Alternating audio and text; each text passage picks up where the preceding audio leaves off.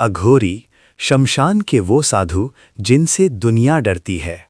कल्पना कीजिए, आधी रात का समय है, हवा में धुआं घुला हुआ है, दूर कहीं चिता की आग धीमी धीमी जल रही है और उस आग की रोशनी में आपको एक आकृति दिखाई देती है। एक ऐसा व्यक्ति जो राख से ढका हुआ है, जिसकी आंखें स्थिर हैं, जो न डरता है न हिलता है और ऐसा लगता है जैसे वो इस दुनिया से नहीं किसी और लोक से आया हो। और जैसे ही आप सोचते हैं कि वो कौन है, अचानक आपको एहसास होता है कि वो कोई साधारण इंसान नहीं बल्कि एक अघोरी साधु है। और उसी पल आपके मन में पहला सवाल उठता है, आखिर कौन होते हैं ये अघोरी और क्यों ये मौत के बीच बैठकर साधना करते हैं? क्या इनके पास सच में कोई ऐसी शक्ति होती है जिससे लोग डरते हैं, या इनके पीछे छिपी है कोई ऐसी कहानी जिसे दुनिया आज तक समझ नहीं पाई? अघोरी परंपरा की रहस्यमयी शुरुआत। कहा जाता है कि अघोरी परंपरा उतनी ही पुरानी है जितना खुद शिव का नाम, क्योंकि अघोरी साधु भगवान शिव को अपना आदर्श मानते हैं। उस शिव को जो भस्म लगाते हैं, जो शमशान में रहते हैं और जो दुनिया के हर भय से परे हैं।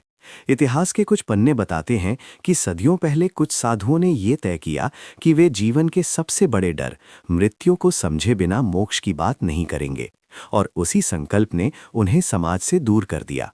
वे मंदिरों से नहीं बल्कि शमशानों से जुड़े।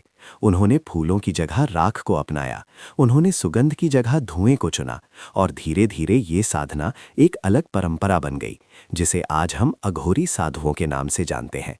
लेकिन असली सवाल अब भी वही है, आखिर ऐसा क्या है इस मार्ग में जो इंसान को दुनिया छोड़कर शमशान तक ले जाता है? शमशान डर नहीं, साधना का द्वार।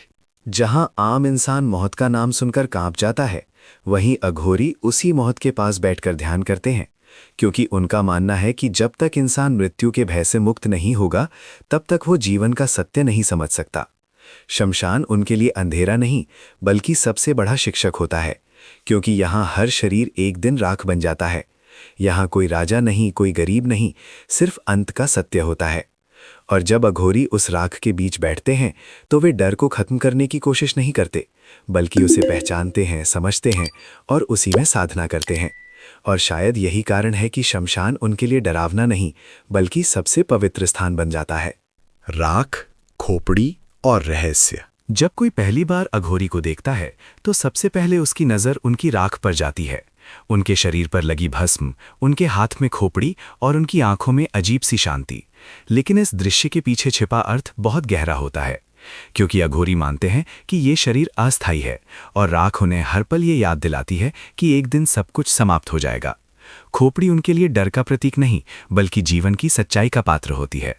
वे उसे इसलिए इस्तेमाल करते हैं ताकि वे भूल ना जाएं कि अहंकार का अंत निश्चित है। लेकिन जब कोई साधारण इंसान ये सब देखता है, तो उसे लगता है कि ये कोई रहस्यमयी तंत्र है, और यहीं से अघोरियों के चारों ओर डर की कहानी शुरू होती है। क्या अघोरियों के पास सच में शक्तियां होती हैं? लोगों के बीच कई कहानियां प्रचलित हैं। कोई कहता है अघोरी मंत्रों से रोग ठीक कर देते हैं, कोई कहता है वे भविष्य देख सकते हैं, और कुछ लोग तो ये भी मानते हैं कि वे आत्माओं से बात कर सकते हैं। लेकिन जब आप असली अघोरी साधुओं के करीब जाते हैं, तो वे इन बातों पर हंसते हैं, क्योंकि उनका कहना होता है कि असली शक्ति किसी को चौंकाने में नहीं बल्कि खुद को जीतने में होती है। वे कहते हैं कि सबसे कठिन साधना दूसरों पर प्रभाव डालना नहीं बल्कि अपने मन को शांत करना है। और शायद यही कारण है कि असली अघोरी अपने बारे में कम बोलते हैं और रहस्य अपने आप उनके चारों ओर बन जाता है। समाज का डर, सच या भ्रम? समाज अक्सर उसी चीज से डरता है जिसे वो समझ नहीं पाता। अघोरी साधु सामान्य नियमों से अलग होते हैं।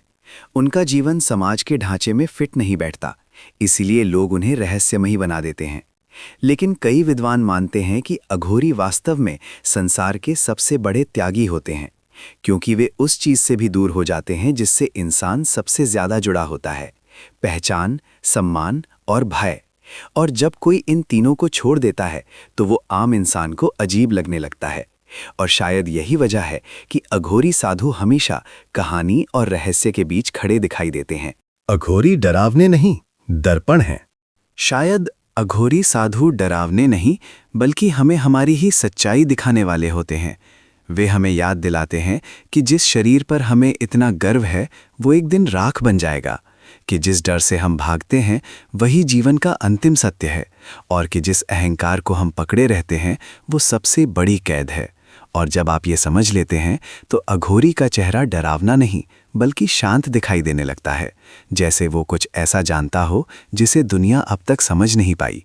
अगर आपको ये डॉक्यूमेंट्री पसंद आई तो वीडियो को लाइक करें, चैनल को सब्सक्राइब करें और कमेंट में ज़रूर लिखें कि क्या आप कभी अघोरी साधु से मिलना चाहेंगे या उनसे डरते हैं। हम फिर मिलेंगे एक और रहस्य के साथ।